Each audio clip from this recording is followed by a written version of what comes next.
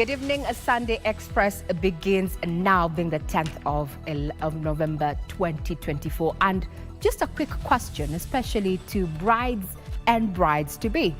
Would you be open to sharing your special day with another bride? We're talking about mass weddings.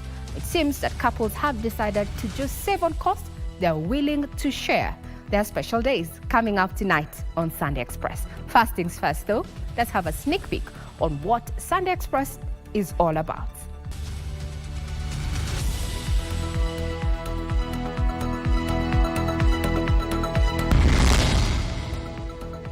Bandit attacks. 2 suspected bandits gunned down as unknown gunmen killed 3 people and injured 5 others in 3 separate attacks. Saving costs. 12 brides and their grooms walked down the aisle in a mass wedding held in Marigat, Baringal. And Unity calls for unity dominate Sunday service in Kakamega County, attended by President William Ruto.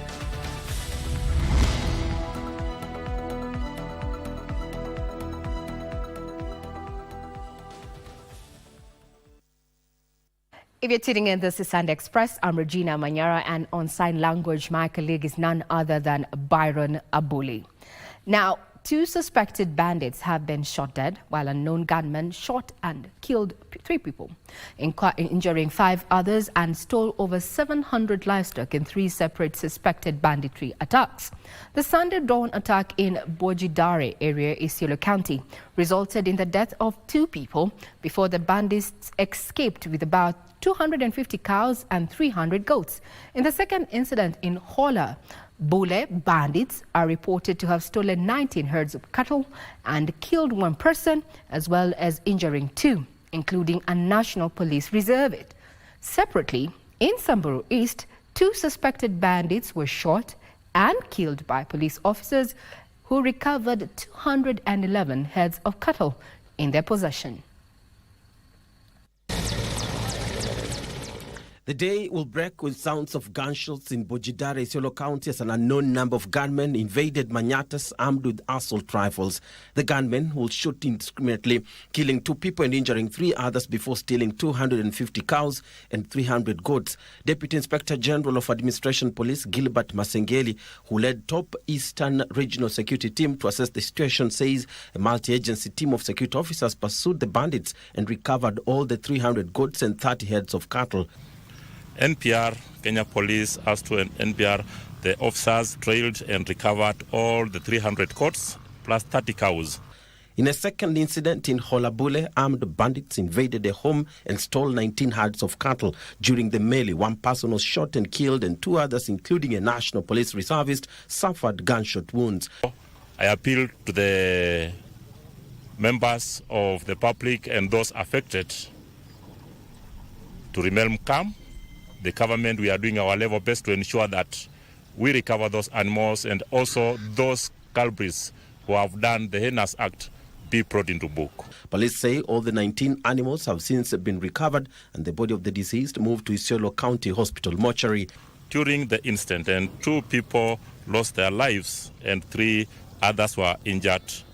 The injured have been evacuated to Isiolo District Hospital for treatment, while the deceased handed over to their families for burial according to the Muslim rites. The third incident in Samburu East, 2 bandits were killed across River Waso area and 211 stolen heads of cattle recovered. I've been to the area in order to coordinate the operation that is ongoing with the officers who are already on the ground to ensure that normalcy is returned. Masengeli, who praised the public for assisting police in the recovery of the animals, says they have dispatched reinforcement teams from Isiolo Police Unit, Anti-Stock Theft Unit and National Police Reservists as the pursuit continues for the remaining heads of cattle and the suspected bandits. We will leave no stone unturned to ensure that all the stolen herds, all those who've killed, are brought before court of law and prosecuted for their bad action.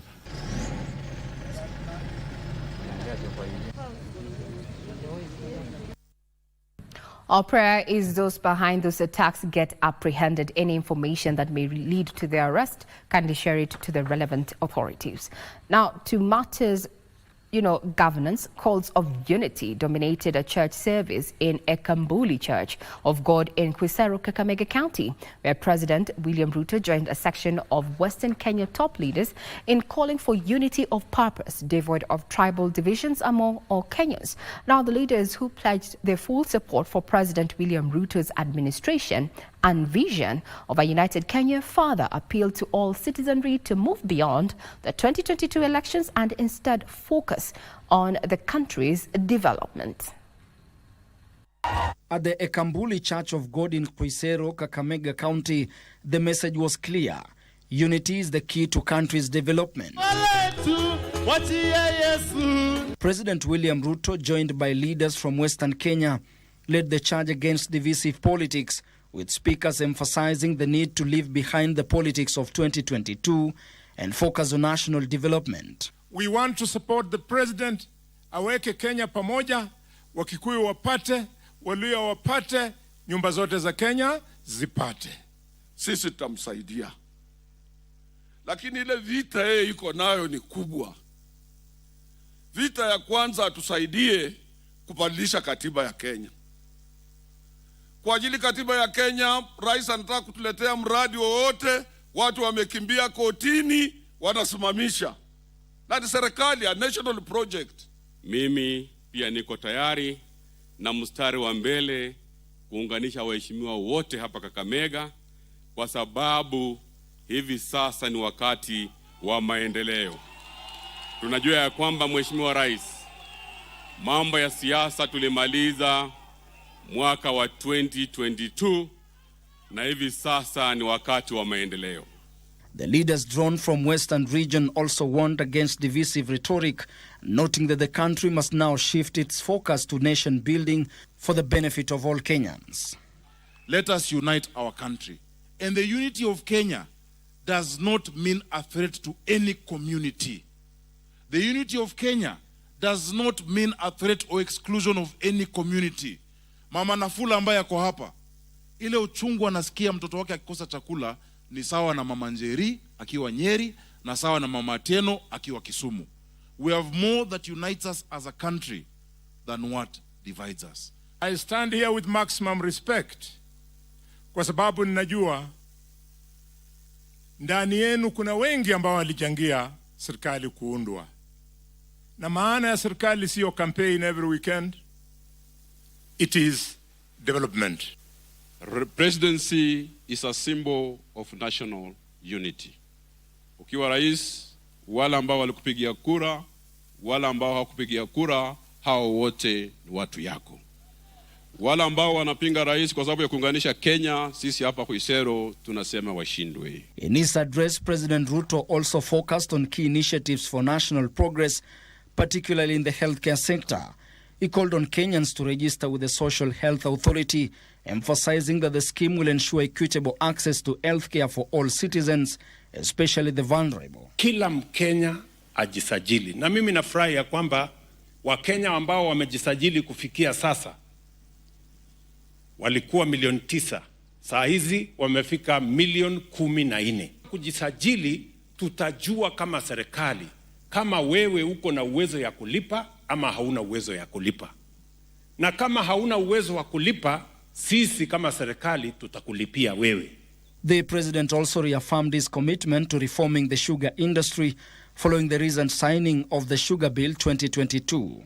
We are going to have a new model of governance so that we can ensure that we change the old system that has crippled the sugar industry and make sure that we can grow enough cane, stop importation. Ben Chumba, Sunday Express.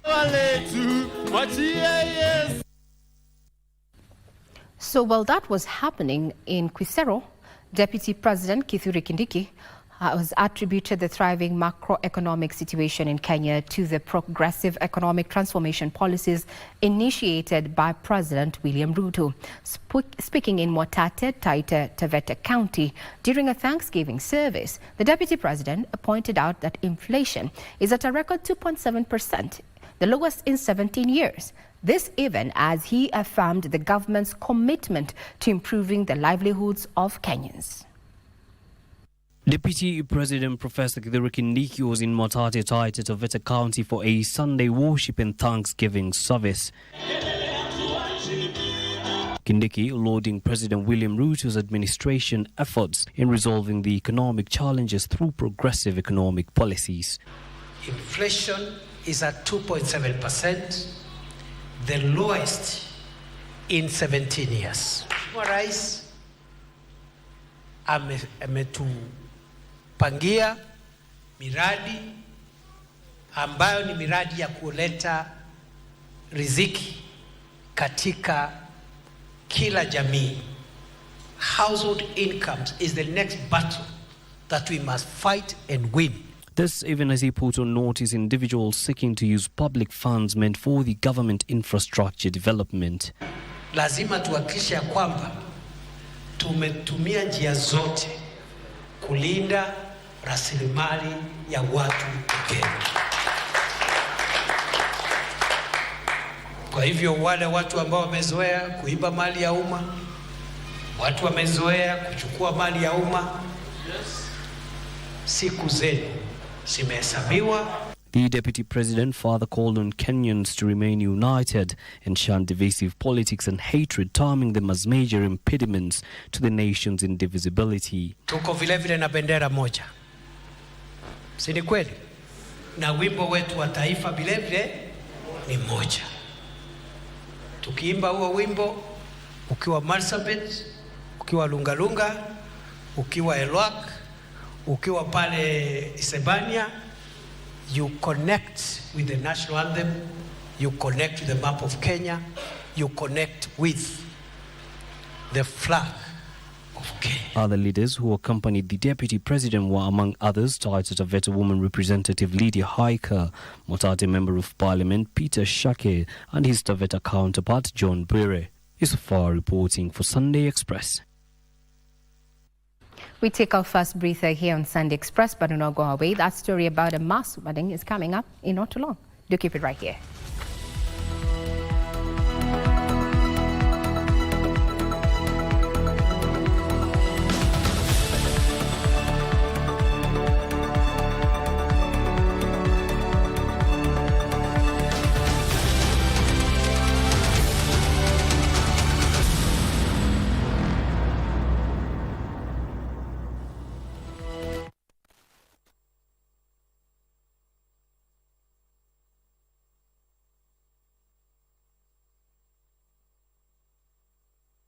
Rahisisha uwezo wako wa ushindi kwa kukuwa memba wa Loto Moto, na ni rahisi. Dial *570#. Ukiwa memba ni rahisi kufika kwenye jukwaa hili ili kujaribu mchezo wetu wa Loto Moto Show. Pia kama memba unajipa nafasi rahisi ya kuingia kwenye promotion zetu zinazokupa nafasi ya kujishindia chapaa na zawadi kibao kama TV, friji, pikipiki, mashamba na pia magari. Kuwa memba ni *570#. Tushinde kama members. Hey, Yawa, come in. Did you suddenly wake up with your brain? Julia, I might not have the rest, but I have the brains. Plus, I am a wife material compared to you nonsense. Atito, you have already forgotten how Farah here helped you with the same problem just the other day. Ati, he said thank you.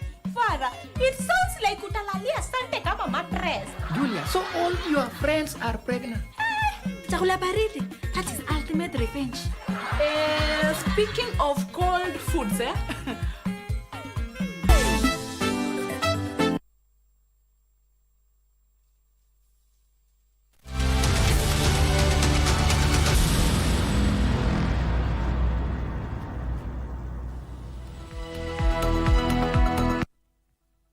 Welcome back to Sunday Express. Now, Homa Bay Governor Gladys Wanga officially took office as the ODM chairperson, succeeding John Mbadi, who was appointed Treasurer Cabinet Secretary.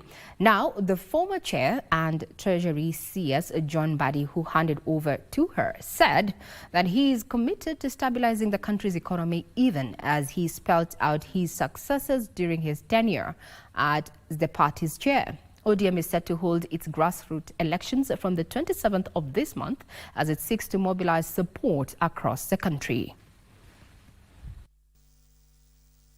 Leo ninaweka kwa kichwa ya Gladys Wanga. We'll make sure that the economy of Kenya is back on its feet. That is the work that I have. That is the assignment that President William Ruto and Baba Raila Amolo Odinga gave me to do. And I will do it diligently. We have donated our experts to the government. That does not mean that we have become part of the government. We are still ODM. Sisi kama walio wachache katika bunge, kazi yetu ni kuhakikisha ya kwamba tumecheck government. Ndio government iweze kudeliver services. Going to be under good leadership, a visionary leadership, a leader who will unite Africa, a leader who will spur prosperity and development with the resources keeping in Africa.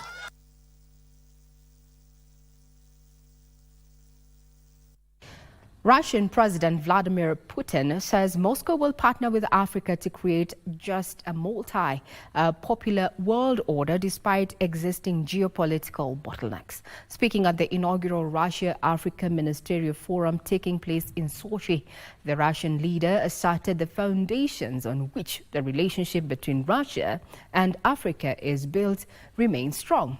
Our reporter John Jacob Curia is in Sochi and brings us the details of the ongoing Africa-Russia meeting. The Africa-Russia plenary summit, led by Russia's Foreign Minister Sergei Lavrov, opened with President Vladimir Putin emphasizing the need to promote efforts to strengthen equal cooperation between Russia and African nations with the aim of creating a new world order. Strengthening traditionally friendly ties with our African partners. We have common aspiration to building a just multipolar world order, building on true equality and rule of international law, free from any forms of discrimination, dictatorship, or the pressure of sanctions. In what appears to be Russia's renewed efforts to enhance its diplomatic influence within the African continent, President Putin pledged support for Africa's quest for sustainable socio-economic development.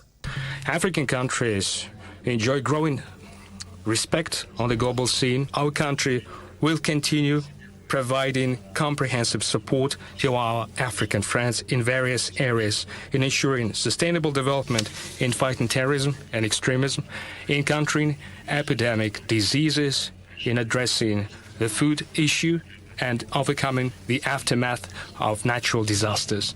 Russia says external interference by other global powers have inhibited the economic partnership between Moscow and African capitals.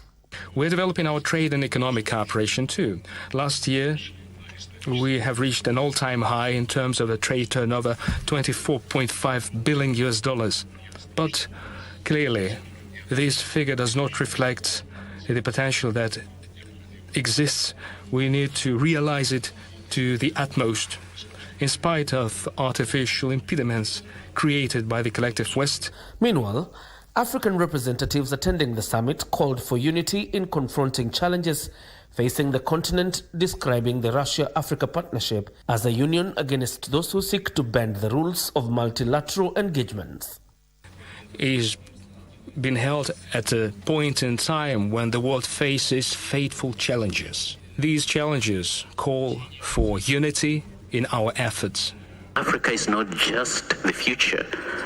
Africa is going to shape tomorrow and the days to come. And for those who are not going to be on that table, as they say in Kenya, you're going to be on the menu and you're going to be consumed. The Russia-Africa Ministerial Forum, preceded by a meeting of the heads of state and government from Africa and the Russian President Vladimir Putin, hopes to build on the gains made so far and probably influence diplomacy in the African continent that has largely been influenced by the West. Reporting for Sunday Express from Sochi in Russia, my name is John Jacob Curia. Now back home, 12 couples tied at the knot Sunday in a mass wedding held at the IC Church in Marigat, Baringo County.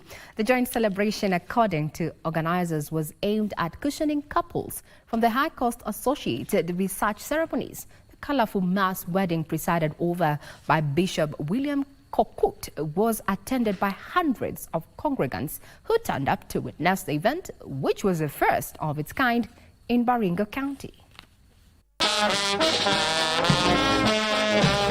These 12 newly wedded couples showed up in their beautiful veils and suits, ready for their big day. And not even the harsh economic times could deter them from holding a memorable church wedding. One after the other, they exchanged vows before God and the hundreds of witnesses.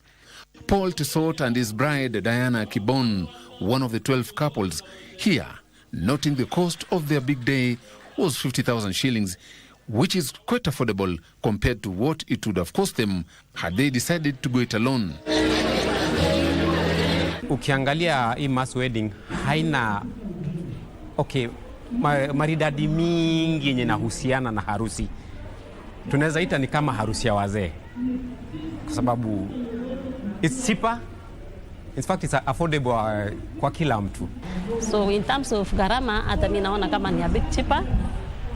Sababu hatukupanga, unajua hiyo ingine mnapanga kwa muda, you involve a lot of people. The couples, together with church leaders, encourage more couples who are yet to tie the knot to consider such arrangements in order to cut costs while ensuring they fulfill their marriage obligations.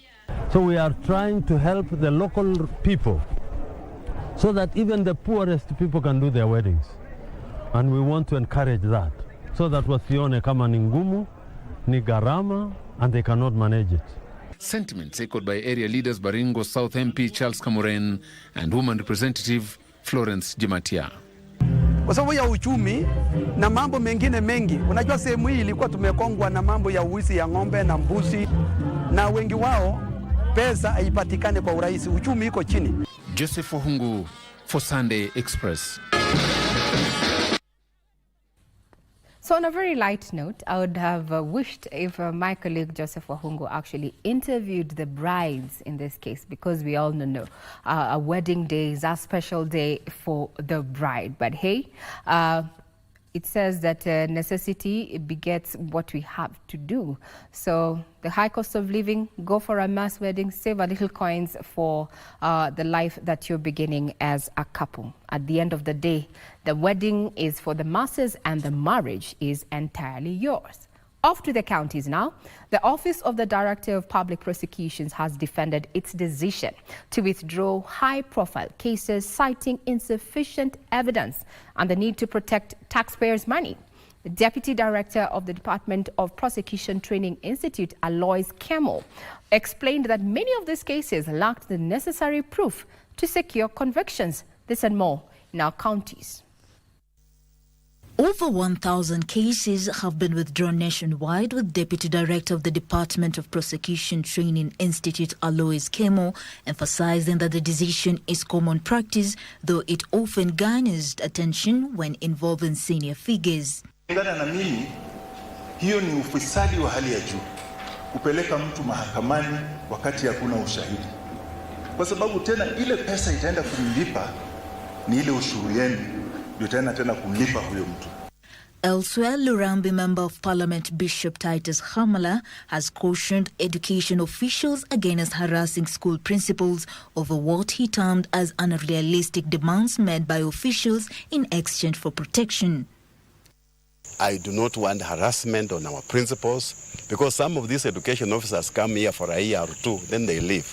But they are found us here. So akuwe wangwana. Meanwhile, in the coastal town of Mombasa, the leadership of Redeemed Gospel Church in Meritini is crying foul after they were evicted from their church premises earlier this week by a private developer claiming ownership of the land.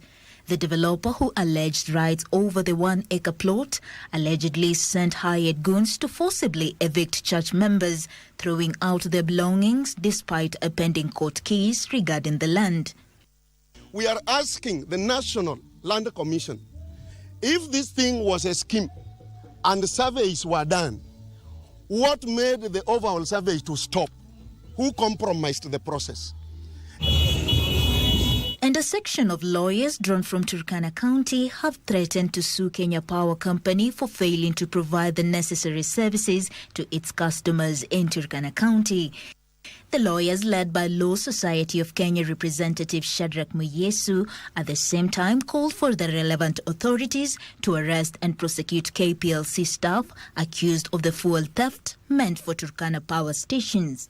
If the issue is, as the Auditor General points it out, that fuel is disappearing, what is so difficult about holding the responsible persons to account? Finally, the church and women in West Pokot have come together to build community resilience among locals and empower them to drive change in the region.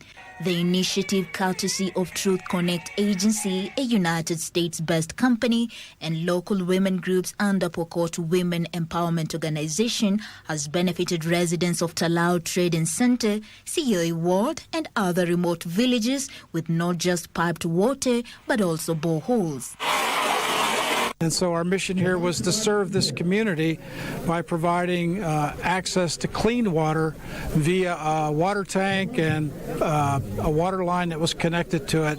Tunaomba kaunti yetu ya West Pokot wachipin wasapoti mradi. Pauline Nasimiu for Sunday Express.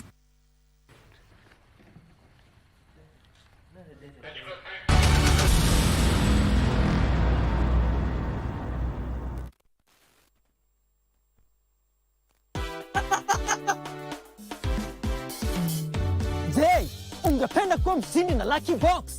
Ni rahisi sana. Bonyeza *463# uwe mshindi.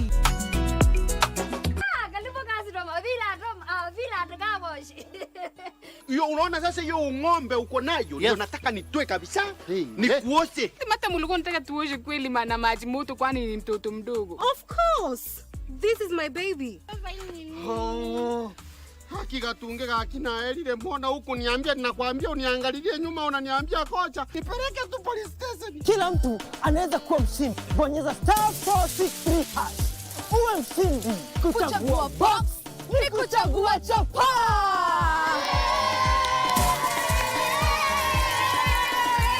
Kumbuka, kila unapocheza Lucky Box unasaidia watoto kusoma.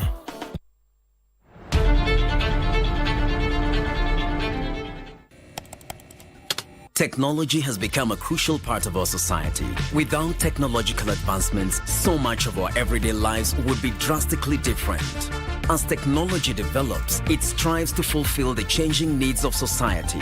This means that technology exists to help us achieve the things that we wouldn't be able to achieve without it.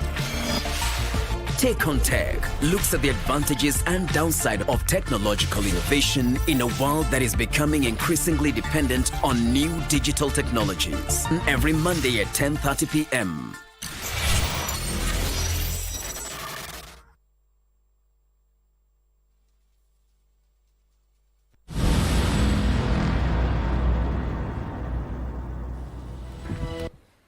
Now, before I usher my colleague on sports, that is Bernard Okumu, and I know all of you are waiting to hear the whistle on the ongoing match that is between Chelsea and Arsenal right now at a 1-1 draw. By the time we're done with this particular segment, then we'll be ready for the updated results in that particular match that is ongoing. Let's talk about agriculture. Now, a farmer in Makueni County has embraced traditional farming and modern science to boost food production and protect extinction of plant and animal species. Benedetta Chengo has thrived in agroecological farming at a time when the UN for Disaster Risk Reduction has painted a grim picture of nearly 30% diversity loss owing to poor land use. Biodiversity loss contributes to the release of nitrous oxide, also known as laughing gas, as a harmful greenhouse gas that depletes the ozone layer and exposes the earth to solar radiation. Our reporter Opicho Chemtai toured her farm and brings us the details of how Benedetta is laughing all the way to the bank and why the emission of the laughing gas into the atmosphere is no joke. In the midst of the vast, dry, sun-scorched land lies Benedetta Kiengo's farm in Kwamiyu village, Makueni County. The thriving farm is a contrast to the bare, plowed land with the dusty red soil next to her farm. Her farm is flourishing. It portrays careful stewardship, sustainability, and the possibilities that emerge when innovation and nature work hand in hand. It is a testament of human ingenuity and the resilience of nature. With diversity comes instability. So if you have 80 species, let's say a drought comes, so maybe 10 species are affected. We still have 70 that we depend on, either for food or for commercial purposes. Benedetta Kiengo, the founder of Feedback to the Future, goes into details to explain to us the secret behind her lushy green farmland.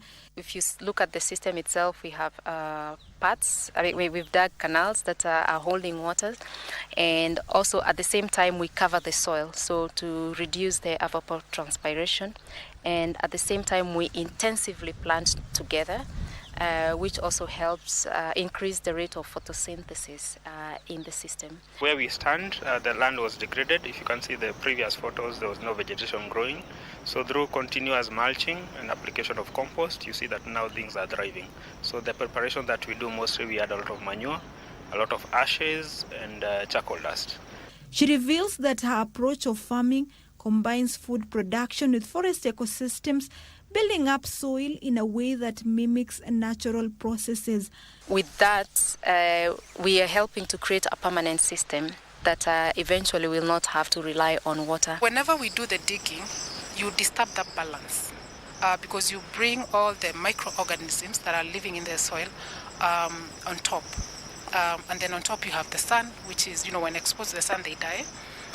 The soil dries up because they can't thrive in dry soil. No pesticides, pruning or uprooting plants is required. When you look at the normal forest, no one digs the soil. The crops are thriving. There's a lot of biodiversity. No one does any weeding. No one is putting in fertilizers. And everything, the whole system is balanced. Her success is not without thorns. She is forced to grapple with the challenge posed by neighboring farms who use pesticides, and when the wind blows, it poses a challenge. So some of it will be blown our way. We can't just put a wall, we say, like we're going to put a barrier. We've tried to plant trees along the fence with our neighbors so that at least not much of it comes our side. The farm's success hinges on a network of irrigation channels powered by solar pumps that supplies water from a nearby 70-meter deep borehole. The borehole supplies up to 40,000 liters of water daily to the farm. The solar system for us is very efficient because it can pump water like 600 meters away from the source. And at the same time, we don't even have to pay electricity bills. So this is like a game changer for us. Additionally, she has invested in seed saving to preserve traditional and heirloom varieties of crops that adapt to the local environment with the aid of solar energy. This whole thing about reintroducing GMO seeds, so they are actually affecting the food production. So in Kenya, it's really, at the moment, unless you really, you're in the network of people who know where to get the organic seeds, it's really, really getting difficult. Africa Head of Air Quality at World Resource Institute, Dr. George Mwaniki, expressed the urgent need to embrace agroecology. The biggest source, I would say more than 90% of N2O comes from the biological processes. If you want to produce food for the short term, for a big population, then you can use the chemicals, while the impact for that is going to be detrimental in the environment. But if you want to produce a lot of food for a lot of people for a very long time, then you go to regenerative agriculture. Mwaniki says that once the gas commonly referred to as laughing gas is released to the atmosphere, it is no longer a laughing matter as it destroys the ozone layer and cannot be controlled. Two of them, climate, 300 times more effective, and then the destruction of the ozone layer. And with the ozone layer being destructed, then the UV rays are able to reach us and hit our skin, and that is one of the biggest causes of skin cancer. Additionally, Monique has cautioned farmers against use of conventional agricultural system. When you go and eat ugali from the local farmers who use a lot of chemicals, you actually notice that ugali is a little bitter. It has some level of chemical infusion into it. And what this means, in the next 10, 15, 20 years, you're going to see the cases for cancer starting to rise. The threat of the laughing gas into the atmosphere is no joke, and there is need to encourage more farmers to embrace modern science to boost food security while at the same time protect the environment.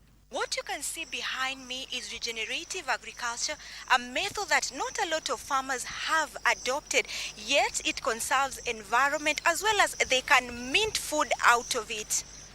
Opicho Chemtai reporting for Channel 1 News from Makueni County. And the COP29 is just around the corner, and we expect to see Jael and the likes of Judith Akolo, who are avid climate advocates and journalists, also just cover the outcomes of COP29. And still talking about matters climate, is the mighty river Zambezi in southern Africa dying a natural death, or is it being driven to extinction by human activity? This is a big question that our reporter Judith Akolo seeks answers to in the following special report on River Zambezi. River Zambezi is Africa's fourth longest river. The river and her tributaries serve as the lifeblood for millions of inhabitants of many countries in Southern Africa region, including Zambia, Zimbabwe, Malawi, Angola, part of DRC, Botswana, and Mozambique. River Zambezi, with its waterfall at Mosi Otonya, or the cloud that thunders on the Zambia side, and Victoria Falls on the Zimbabwe side, has been a touristic marvel. Today, the once majestic river is slowing to a whimper, battered and dying a slow, painful death, and now on the brink of an ecological disaster. Drying of the Zambezi really is a reflection of the vulnerabilities and risks that Zambia gets exposed to. And we recognize that there's need to diversify away from dependence on the vagaries of the weather. The impacts of a drought arising from the El Nino Southern Oscillation ENSO that saw Eastern Africa drenched in rain and floods has caused a devastating drought in Southern Africa. The drought is threatening both ecosystem and the people who have relied on the river's resources for generations. Among the major threats to the existence of River Zambezi is deforestation in the catchment areas that feed the river that travels over 2,400 kilometers and empties its waters into the Indian Ocean via the Mozambique Channel. The forests in the catchment areas have been felled to provide energy for cooking in form of firewood and charcoal for the region's inhabitants, whose levels of poverty have been rising. We have to unpack, what do we mean by this ecosystem? Is it forests that have been run down due to developments that have been taking place? If it's forests that have been run down, how do you regenerate those forests? And if there's a risk for further degeneration in certain places, what measures are you putting in place in order to make sure that the exploitation of those forests is within the context of a sustainable approach? This is compounded by the fast growth rate of the population that has led to an increase in consumption, hence the need to open up more areas for land on which to cultivate food crops and rear livestock.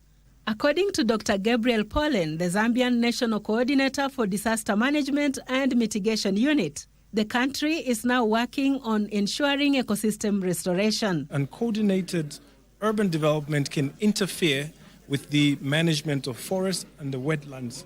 So what we're seeing now in Zambia is that before you can actually build any structures, before you can undertake any large-scale investments, you have to go through the Zambia Environmental Management Authority to get a license. In an interview on the sidelines of the just-ended 9th African Regional Platform for Disaster Risk Reduction, held in Windhoek, Namibia, Dr. Pollen said that The government is building the capacity of the meteorological department in order to improve accuracy in early warning information so as to reduce the impacts of hydrometeorological disasters like the drought that is slowly draining River Zambezi of its water. We harness the water when it hits the ground in terms of our food security. Can we build water resources management infrastructure focused on irrigation? So we need dams, we need technology for irrigation, but we also need energy that does not necessarily depend on hydro in order to support food security. Perhaps the drying River Zambezi is a wake-up call to countries on the continent to begin to evaluate the possible ways of protecting shared resources like rivers and lakes for posterity. What the current drought has taught us is how do you move away from depending on the vagaries of the weather, and that disaster management is everyone's responsibility, and we're calling upon the communities themselves to also show that they're responsible for their own safety, they're responsible for their own lives. Judith Akolo, KBC, Channel 1.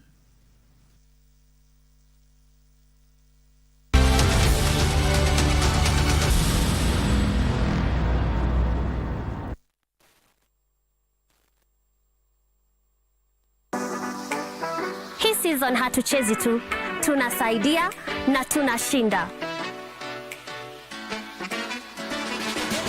Kupitia *570# na kuchagua option number 4, you stand a chance ya kujishindia this beautiful, sleek Toyota Probox.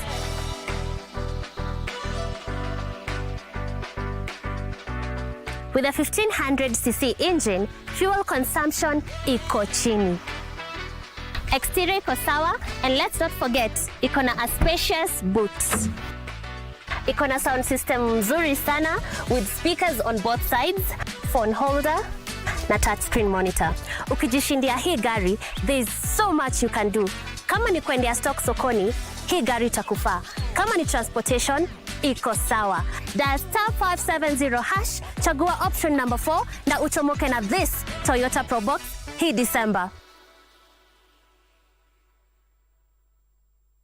Say bye-bye to FOMO, the fear of missing out, by downloading the KBC Online app that gives you access to everything you love. Get the latest news, sports, music, entertainment news, live TV, live radio, and so much more at the palm of your hands. To get the app, simply search KBC Mobile Digital App in your Google Play or App Store and download the app. Catch what you want, anytime, anywhere. Stay connected. Stay ahead with KBC Mobile Digital App.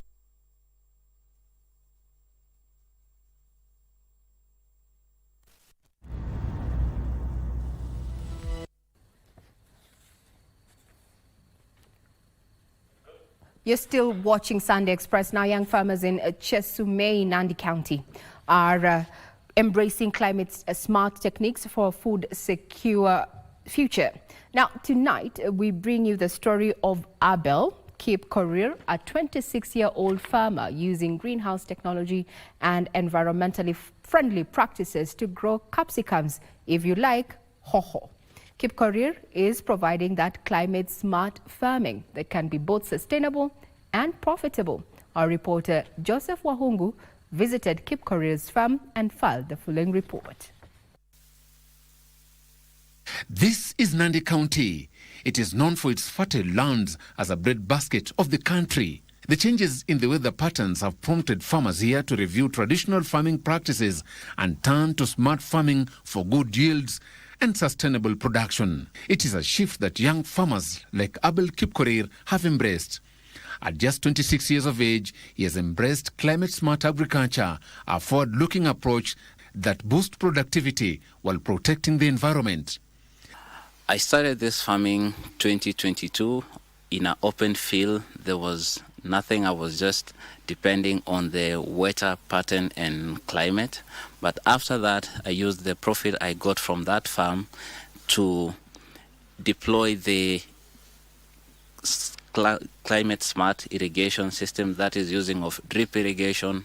I harvest my own water from the borehole to storage tanks. Then from those tanks, it uses gravity all the way to the farms. Under the controlled environment of his greenhouse, Kipkorir grows capsicum using techniques that conserve water, reduce chemical inputs, and increase productivity, a practice he embraced in 2022. From the start of the process, I normally arrange my seeds, get quality F1 seeds. Those are hybrids. Then I do them a nursery using the seed trays. I propagate my own seedlings using those trays with a mixture of cocoa peat or either peat moss. He says the high cost of running climate-smart agriculture poses huge challenge to many young farmers who intend to venture into the practice. Kipkorir's efforts, however, have attracted the attention of the Cereal Growers Association, which supports him with training, access to resources, and market connections. CGA as an organization uses a very interesting model that we call the Farmer Service Center model. A Farmer Service Center is a lead farmer that we have trained, that we have capacity built to understand the climate-smart agricultural technologies. We use these lead farmers because it's easier for them to disseminate the same technologies to other farmers. Some of the challenges we get are the bumpy rides along the road. Some of the farmers are still in the old setup, the old traditional way. So we try as much as possible to establish demos and show them what really happens in the ground. Kipkorir's story is inspiring many people in Nandi County, including the county governor, Stephen Sang, who says his success is evidence that climate-smart agriculture is not only feasible, but also profitable for Kenya's youth. There is a whole generation of about 30 years here, in between, that basically agriculture is nothing to them. So we really hope that we can start reigniting the interest of the younger generation in agriculture. Absolutely. This innovative approach to farming not only helps local farmers adapt to climate change, but also serves as a model for future generation of farmers in the country. Reporting for KBC Channel 1 from Nandi County, I'm Joseph Wahungu. Now to some good news still. Is that 18-year-old Choi Tut from South Sudan and a resident of the Kakuma refugee camp is the new Africa's next supermodel. She's also a recipient of the $5,000 top prize and brand endorsements. Tut was crowned at the culmination of their wedding ceremony by the continent's premier modeling competition, which is committed to discovering, nurturing and showcasing exceptional modeling talent from the Kakuma refugee camp, Kenya and the African continent. Kenya Film Commission CEO Timothy Wasa says that among the strides made by the government to nurture and support creatives is a formalization of a partnership with Invention Studios, where Kenyan artists, filmmakers and designers can access world-class resources.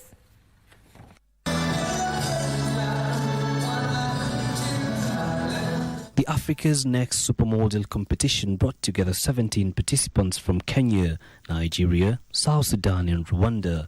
Spirit and the gentle elegance.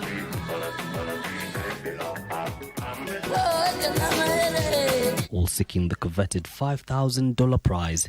Iron and fabric. This is more than fashion, of duality of African femininity.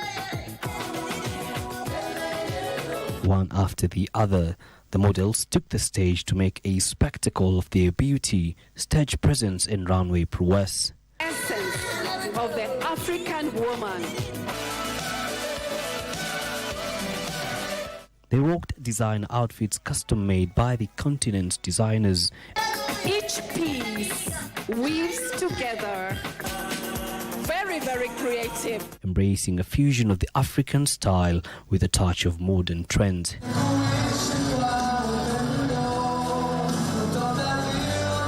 Several categories and eliminations later, it was time for the unveiling of this year's continental winner. Your life is going to change. Cometh the hour, cometh the announcement. An 18-year-old Choi Tut, scouted from the Kakuma refugee camp, was declared the victor. And the winner is number 5 from Kakuma refugee camp. Toot walked the stage once more, but this time as the winner of the desired $5,000 and endorsements guaranteed to change her life. Very soon you'll see their faces all over Vogue magazine, and it's just the way it is. The government announced a collaboration with the Grammys, providing Kenyan musicians with unprecedented access to international platforms. And we like to see that music in Kenya is properly interlinked with the Grammys, and that we can be able to draw the very many benefits that are going to accrue out of this particular arrangement. When we export our products now through the digital media, through events like this, we are showcasing the greatness of our country, but connecting our young people to international brands who can grow them. It takes about 3 weeks for them to learn how to catwalk, to grow their confidence. And it's amazing how they learn so fast. The competition promises to elevate African beauty and talent to the world of high fashion and beyond. Yusufar reporting for Sunday Express.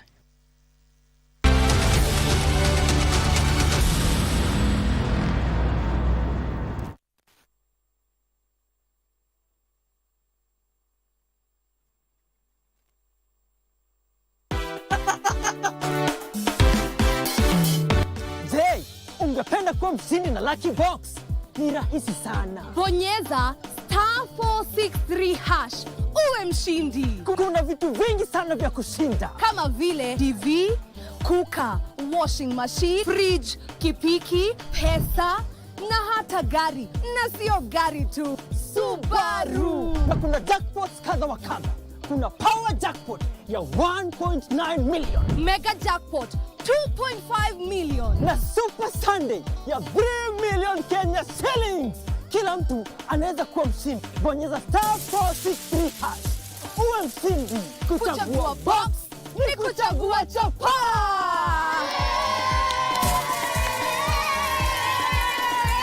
Kumbuka, kila unapocheza Lucky Box unasaidia watoto kusoma.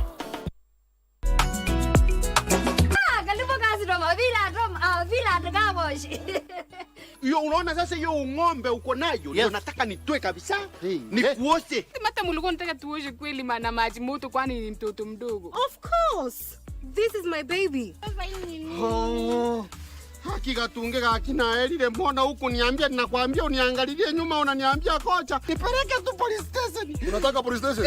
Hapo wewe utajua hujui. Mimi nakwambia siku hizo watu na mixing rangi na computer. Magango? Rangi. Okay, where's the humidifier? Siwezi fanya hiyo kazi bwana. Kaa hapo bwana, ukanyana bwana. Geuka kabisa na mwili yako yote. Ayaanza kwenda. Wao unanifinya nini? Nini? Kagankyo.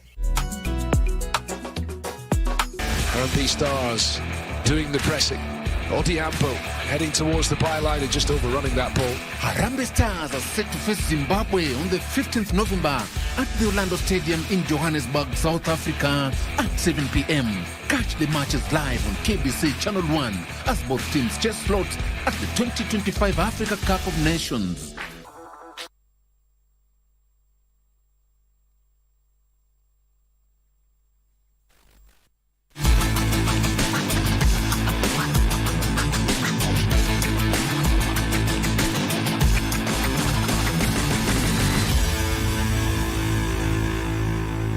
We're expressly moving into sports at a time when Arsenal fans as well as Chelsea fans are not too impressed about the outcome of that match that has just been concluded, ending in a draw. Details with my colleague on the other side. Good evening, Okumu. Thank you so much, Regina. Good evening and welcome to the latest from the sports world. I'm Bernard Okumu.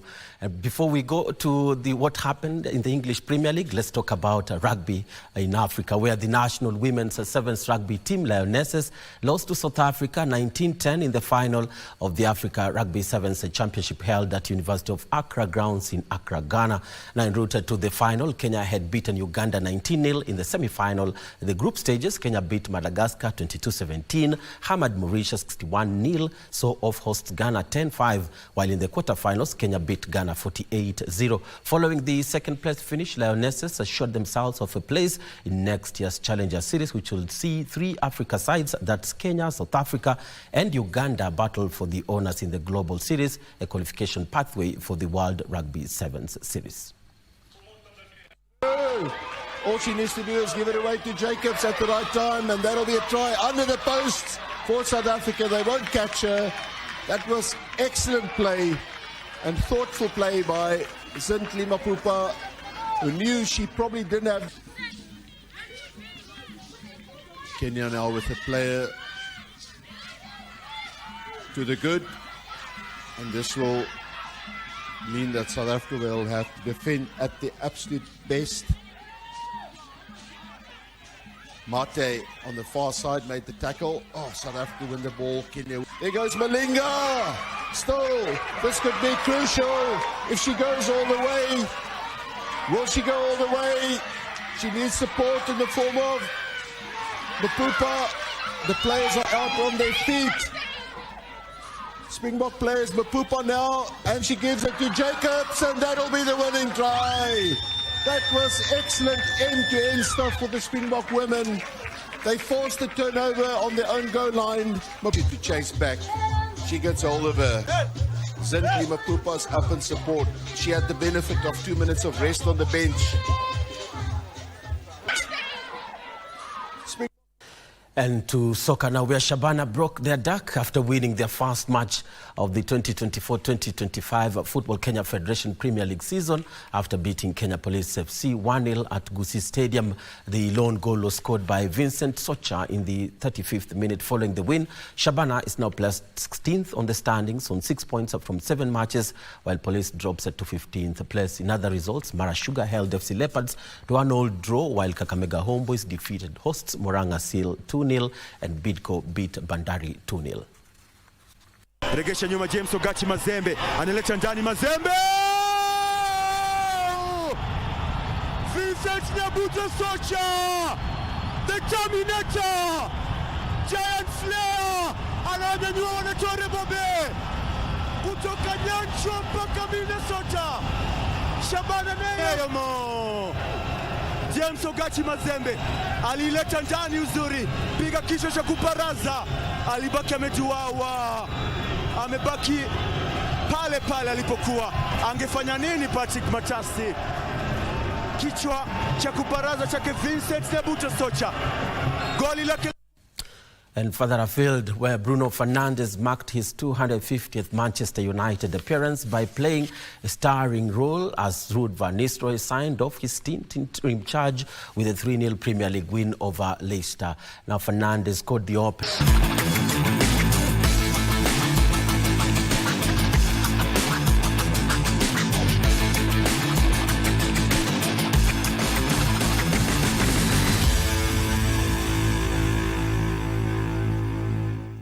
Well, and on that note, that's how we end sports tonight. And many are asking whether Arsenal, especially with that particular draw, they are still in the run for the league title. They are now 9 points off the leader space. Thank you so much for watching, Regina. Well, you asked a very good question, and I've just looked at the standings right now in terms of points. We have Liverpool at the top of the table with 28 points, followed by Man City with 23 points. Chelsea comes in now in position 3 with 19 points. Arsenal, position 4 with still 19 points. Then Nottingham Forest. I don't know what you have to say about Nottingham Forest performance so far, yes, Okumu.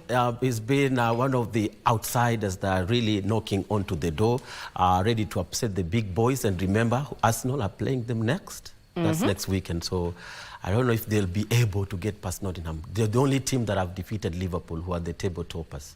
Wow. Yeah.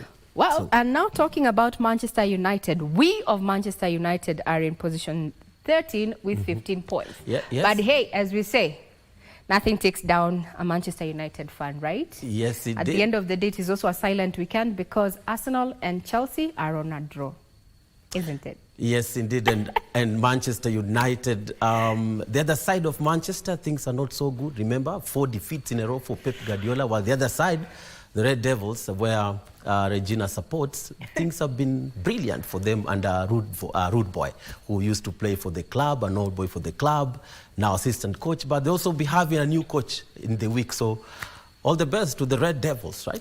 Indeed, maybe Ten Hag was what was not working, but hey, let's wait and see. It's too early to call it, but it is just time to say thank you very much for keeping it Sunday Express and KBC Channel 1. We wish you a great week ahead. All of you who made it to watch this particular bulletin, those who were streaming we were streaming on our various socials, and you also sent in your feedback on our various socials, that is X as well as Instagram. Have yourselves a pleasant evening ahead and a great start to the week. I'm Regina Manyara.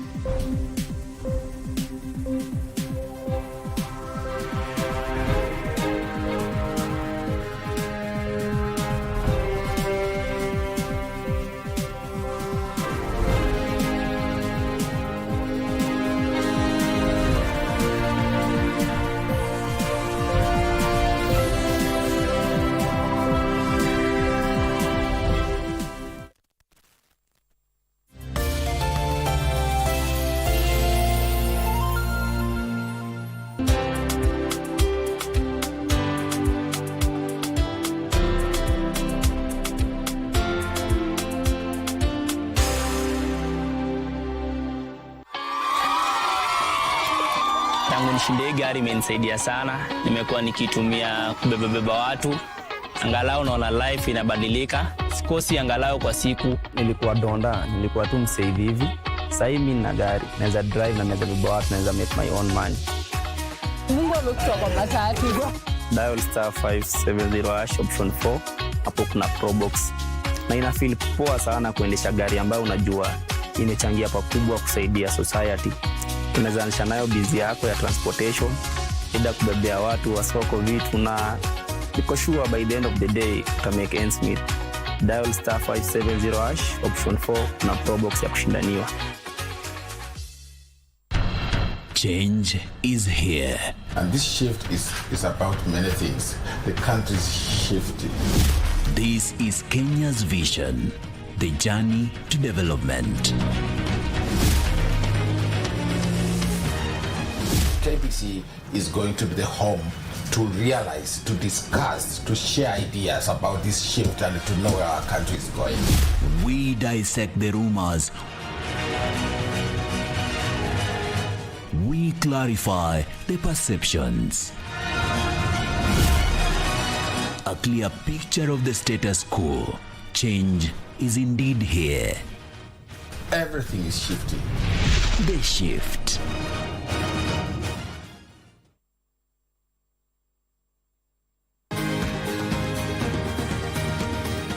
Thank you for joining us on Healthy Living. Stay connected to Voice of America at voanews.com.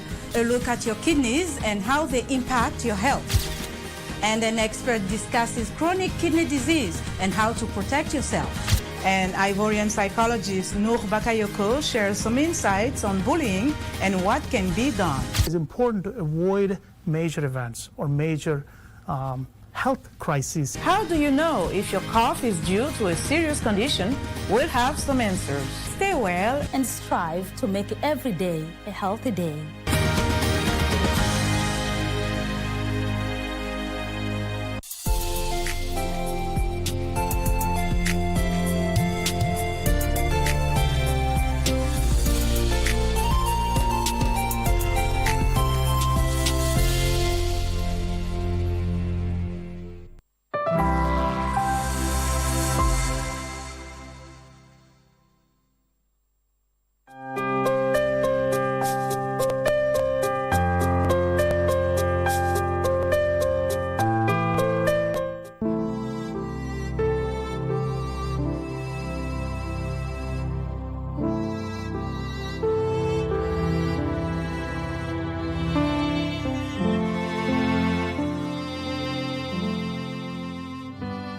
Hello, good people.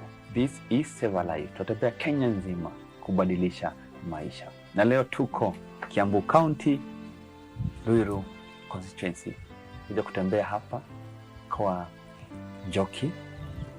Na Njoki amehost watu kutoka Burundi. Amehost baba, na baba kuna mtoto aligonjeka na mama hayuko, na huyu mtoto inabaki anacho peke yake. Hivi nimekuja kwa nyumba, mtoto ako peke yake. Mtoto mdogo, mtoto ako na skin disease. Is a rare condition. Anacho peke yake because ile stigma mpaka watu wataki kumkaribia. Na mpaka community yenyewe, the village, wanaogopa yu ugonjwa. Na baba mwenyewe haonekani. Sasa hivi mtoto analala peke yake. Njaa, naambiwa ana njaa because kukula ni shida. Na tuko hapa tunamsaidia mtoto. Remember, we don't give because we have a lot, but we give because tunajua hii ni kazi ya Mungu tunafanya. Leo niko na Juliet Moremi kwa ground. Alisema nataka kuwa pia kwa ground na sisi azidi kusaidia kufanya hii kazi. Hi Juliet. Hi. Karibu. Asante, nimeshukuru. Umeona huyo mtoto? Nimeona huyo mtoto. Ni jambo la kuhuzunisha kwa sababu ni mtoto mdogo, na vile tumefika hapa babake hayuko. Kwa hivyo huyo mtoto ameachwa peke yake, na the reason baba hayuko ni kwa sababu lazima aende atafute, kwa sababu asipotafuta watalala njaa, hawatapata chakula hiyo siku. So huyu mtoto anabaki hapa kwa compound peke yake, acheze na watoto